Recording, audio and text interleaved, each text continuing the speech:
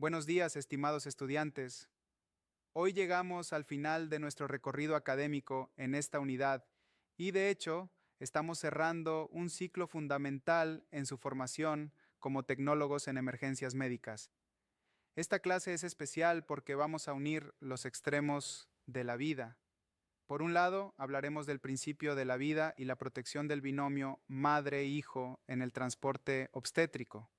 Por otro, abordaremos la fragilidad del final de la vida en el paciente geriátrico. Y, como hilo conductor, discutiremos quizás la habilidad más difícil de dominar, la comunicación de malas noticias y el manejo legal de la muerte.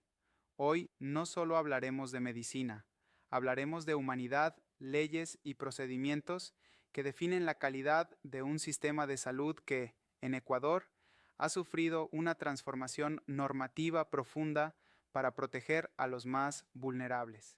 Comencemos situándonos en el contexto de la emergencia obstétrica. Ustedes saben que la reducción de la muerte materna es una prioridad nacional.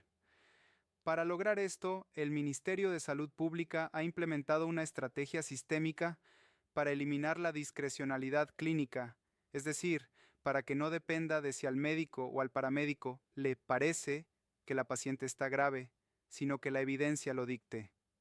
Aquí entra en juego el famoso Score Mama. Quiero que entiendan que el Score Mama no es simplemente una lista de signos vitales para llenar un papel. Es una herramienta de alerta temprana calibrada específicamente para la fisiología de la gestante. ¿Por qué es diferente? Porque la mujer embarazada tiene una reserva fisiológica impresionante. Puede perder hasta el 30 o 40% de su sangre y mantener una presión arterial normal a costa de una vasoconstricción masiva. Pero cuando esa presión cae, el colapso es inminente y a menudo fatal. Por eso, el Score Mama penaliza severamente cambios que en otros pacientes parecerían sutiles. Fíjense en la frecuencia respiratoria. Si una gestante respira a más de 20 veces por minuto, eso ya es una alerta roja en el score. ¿Por qué? Porque esa taquipnea suele ser el primer intento del cuerpo de barrer CO2 para compensar una acidosis metabólica subyacente por sepsis o hemorragia mucho antes de que la presión baje. Es su alarma de incendio metabólica. Otro detalle crucial para nuestro contexto ecuatoriano es la saturación de oxígeno, la cual deben ajustar geográficamente. No es lo mismo saturar 92% en Guayaquil, donde sería hipoxia, que en Quito, donde podría ser basal. Cuando este puntaje se dispara, activamos las claves. Hablemos de la más temida y común, la clave roja para hemorragia posparto, que sigue siendo la líder en mortalidad materna. El manejo avanzado aquí no es solo pasar líquidos a chorro. Debemos atacar la causa raíz y para eso usamos la mnemotecnia de las 4T. La primera es el tono, la atonía uterina, que causa el 70% de las hemorragias. El útero se cansa y no se contrae. La segunda es el trauma, desgarros del canal del parto que deben buscarse con buena luz. La tercera es el tejido, restos de placenta retenidos. Y la cuarta es la trombina, problemas de coagulación. En su ambulancia, el Kit Club Roja es su arsenal. Deben tener oxitocina, que es la primera línea, pero cuidado, nunca la pasen en bolo rápido puro, porque pueden causar una hipotensión severa, siempre diluida. Si están en una zona rural lejana, el misoprostol es su salvación, porque se absorbe bien por vía rectal o sublingual y es estable térmicamente.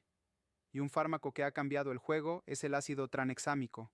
No es un uterotónico, sino que ayuda a estabilizar el coágulo, y la evidencia nos dice que si lo administran en las primeras 3 horas, reduce significativamente la mortalidad. Pero quizás la tecnología de rescate más impresionante que verán es el traje anti-shock no neumático o TANEN. Es un traje de neopreno y velcro que parece sencillo, pero salva vidas bajo dos principios físicos. Primero, hace una autotransfusión. Al apretar las piernas, exprime la sangre de las venas hacia el corazón y el cerebro, movilizando hasta 750 mililitros de sangre vital. Segundo, al comprimir el abdomen, reduce el flujo a la pelvis y hace hemostasia mecánica sobre el útero. Ahora, escúchenme bien, porque esto es cuestión de vida o muerte. Colocar el TAN es fácil, empezamos por los tobillos y subimos segmentadamente. Pero el retiro del TAN es extremadamente peligroso. Si ustedes le quitan el traje de golpe a una paciente, provocarán una descompresión súbita que secuestrará el volumen sanguíneo hacia las piernas nuevamente, causando un shock refractario y paro cardíaco. Por eso, la regla de oro es que el TAN nunca se retira en la ambulancia. Se retira solo en un hospital con capacidad quirúrgica y bajo la regla 20-20. Se abre el primer segmento de los tobillos y se espera 20 minutos controlando la presión. Si la presión sistólica cae más de 20 milímetros de mercurio o el pulso sube más de 20 latidos, se vuelve a cerrar todo y se reanima. El retiro completo puede tomar 2 horas. Brevemente sobre las otras claves, la clave azul es para los trastornos hipertensivos como la preeclampsia. Aquí el rey es el sulfato de magnesio para prevenir convulsiones, con una dosis de impregnación de 4 gramos en 20 minutos. Pero ojo, el magnesio puede ser tóxico y causar paro respiratorio. Por eso es mandatorio que monitoreen 3 cosas cada hora: frecuencia respiratoria, reflejos rotulianos y diuresis. Si pierden reflejos o la respiración baja de 12, paren el magnesio y administren el antídoto, que es el gluconato de calcio, el cual siempre debe estar a mano. Y la clave amarilla es para la sepsis. Aquí el tiempo es oro. Deben administrar antibióticos en la primera hora tras el diagnóstico para salvar a la paciente.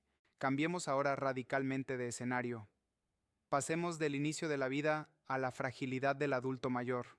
Ecuador está envejeciendo y la Ley Orgánica de las Personas Adultas Mayores, o LOPAM, ha transformado la atención geriátrica de una caridad a un derecho exigible. Esto tiene implicaciones legales serias en su práctica diaria. Por ejemplo, la ley les da prelación en la atención. En un triaje a igual gravedad, el anciano pasa primero. Un problema ético y legal frecuente es el abandono en urgencias. Muchas familias llevan al abuelo al hospital no porque esté grave, sino porque ya no pueden cuidarlo. Legalmente, ustedes no pueden simplemente darles el alta si no hay un entorno seguro, pues eso sería complicidad en abandono. El artículo 51 de la LOPAM les obliga a denunciar cualquier sospecha de negligencia o violencia ante la Junta Cantonal o la Fiscalía. El silencio del personal de salud se considera encubrimiento, así que no teman activar a trabajo social. En cuanto al trauma geriátrico, las guías de PHTLS tienen adaptaciones vitales. El anciano nos engaña fisiológicamente. Muchos toman betabloqueantes para la presión, lo que impide que su corazón se acelere ante una hemorragia. Ustedes pueden ver a un anciano con una frecuencia cardíaca de 80 y pensar que está bien, pero para él eso es una taquicardia relativa y podría estar en shock clase 3. No se fíen del pulso ni del relleno capilar. Miren el estado de conciencia. Y mucho cuidado con la tabla espinal rígida. La piel del anciano es papel de fumar. Dejarlo en una tabla dura por más de 30 o 45 minutos le causará úlceras por presión, que luego se infectarán y lo matarán semanas después. Usen colchón de vacío y retiren la tabla en cuanto estén en la camilla de la ambulancia. Otro síndrome geriátrico que verán mucho es la polifarmacia y la fragilidad. Un anciano que toma más de 5 medicamentos es una bomba de tiempo de interacciones. A veces nos llaman por un abuelito agresivo. Antes de pensar en demencia, piensen en delirium provocado por fármacos o infecciones. Si tienen que contener a un paciente agitado, el protocolo ecuatoriano prioriza la desescalada verbal. Hablen con calma, no confronten. La contención química con dosis bajas de haloperidol es la segunda opción, y la contención física, amarrarlo, es el último recurso y debe ser breve y documentado, porque puede interpretarse como tortura o maltrato si se hace mal. Finalmente, llegamos a la parte más humana y quizás más difícil de su trabajo: la comunicación en situaciones de crisis.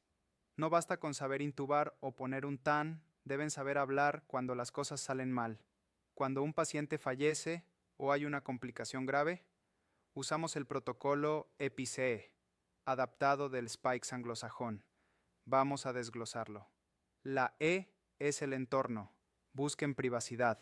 Nunca den una noticia de muerte en un pasillo lleno de gente. La P es percepción. Pregunten, ¿qué sabe usted de lo que pasó?, para ver qué entienden. La I es invitación. Pregunten si quieren saber los detalles. La C es conocimiento. Den la noticia sin tecnicismos confusos, pero sin mentiras. Usen la palabra falleció o murió, no eufemismos como se nos fue. La otra E es empatía. Validen el dolor, permitan el llanto. A veces una mano en el hombro dice más que 1000 palabras. Y la última E es estrategia. Expliquen qué sigue, los trámites legales, la autopsia. Y hablando de trámites legales, esto es crucial para no terminar involucrados en un proceso penal. Si la reanimación falla, su rol cambia de médico a forense. Si la muerte es natural y clara en un traslado interhospitalario, el médico tratante firma. Pero si la muerte es violenta, accidental o sospechosa, o ocurre en la vía pública, ustedes no firman el certificado de defunción. Deben notificar al SU 911 para que venga la DINASED y Criminalística a hacer el levantamiento del cadáver. En estos casos, ustedes son responsables de la escena hasta que llegue la policía. No muevan el cuerpo, no toquen el arma, no limpien la sangre. Y un detalle técnico forense muy importante. Si tuvieron que cortar la ropa para hacer RCP, nunca corten a través de los agujeros de bala o puñaladas, porque eso destruye la evidencia balística que se necesita en el juicio. Y la ropa se guarda en bolsas de papel, jamás en plástico, porque la humedad y el calor del plástico hacen proliferar bacterias que destruyen el ADN del agresor que podría estar en las prendas. Toda su actuación debe quedar plasmada en la hoja 002 de atención prehospitalaria. Este formulario es un instrumento público y su principal defensa legal. Si un paciente se niega al traslado, debe firmar el descargo de responsabilidad en la hoja. Sin esa firma, si el paciente muere en casa, ustedes pueden ser procesados por abandono de persona. Escriban todo: tiempos, dosis, signos vitales. Lo que no está escrito legalmente no existió. Para cerrar, quiero hablarles de los primeros auxilios psicológicos. Se van a encontrar con familiares que gritan, insultan o golpean las paredes. Entiendan que esa ira suele ser la primera fase del duelo, la negación. No se lo tomen personal. Su trabajo es practicar la escucha activa, facilitar el contacto con redes de apoyo y cubrir necesidades básicas como ofrecer un vaso de agua o una silla. No ceden a los dolientes rutinariamente. El duelo duele y debe vivirse, no anestesiarse. En conclusión, estimados alumnos, esta unidad final nos muestra que la excelencia en emergencias no es solo técnica. Un buen tecnólogo sabe poner un TAN y sabe calcular la dosis de oxitocina, sí, pero también sabe proteger la dignidad de un anciano, sabe respetar una escena del crimen y sabe mirar a los ojos a una madre para darle una mala noticia con humanidad. La competencia técnica y la competencia humana son las dos alas con las que volará su carrera. El conocimiento de la ley es su escudo y la ética es su brújula. Ha sido un honor acompañarlos en este proceso. Salgan allá afuera y marquen la diferencia en la vida de los ecuatorianos que confiarán en ustedes en sus peores momentos. Muchas gracias.